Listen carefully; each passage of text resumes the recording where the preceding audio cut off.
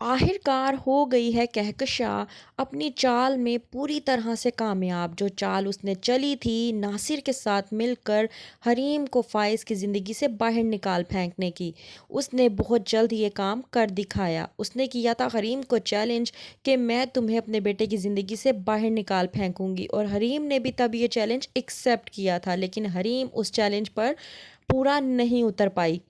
وہ اپنے رشتے کو نہیں بچا پائی کہ اس نے بھرپور کوشش کہ وہ اپنے رشتے کو بچا سکے، لیکن ایسا کچھ نہیں ہو سکا۔ یہاں فائز نے بھی نہیں کیا حریم کی بات پر بھروسہ، وہ بھی لوگوں کی باتوں میں آ کر حریم کو دھتکارتا رہا۔ حریم کہتی ہے میری زندگی جو فائز کے ساتھ گزری ہے وہ بہت خوبصورت تھی، لیکن یہ زندگی اور تصویر کا ایک رخ تھا، تصویر کا دوسرا رخ تو یہ ہے کہ مجھے اس رشتے سے ذلت و رسوائی بدنامی بھی بہت ملی ہے، جو کہ میں کبھی نہیں بھولنے والی۔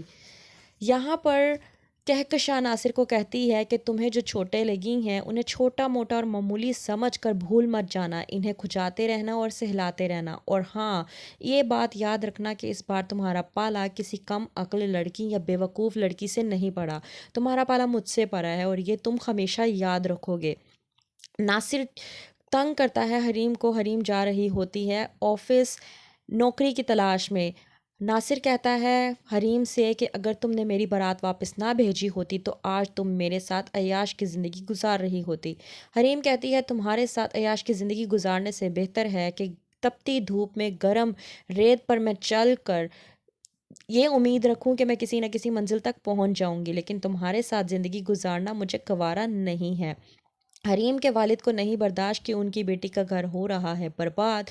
وہ جاتے ہیں فائز کے پاس اور اس کو سمجھانے کی کوشش کرتے ہیں کہ تم کیوں اپنا گھر برباد کر رہے ہو، تم لوگوں کے ساتھ سازش کی گئی ہے، تم لوگوں کو جھوٹ اور فریب کی دلدل میں پھنسایا جا رہا ہے، خود کو اس دلدل سے باہر نکالو، کہیں ایسا نہ ہو کہ تم اپنے ہاتھوں سے اپنی اور حریم کی زندگی کو تباہ و برباد کر کے رکھ دو۔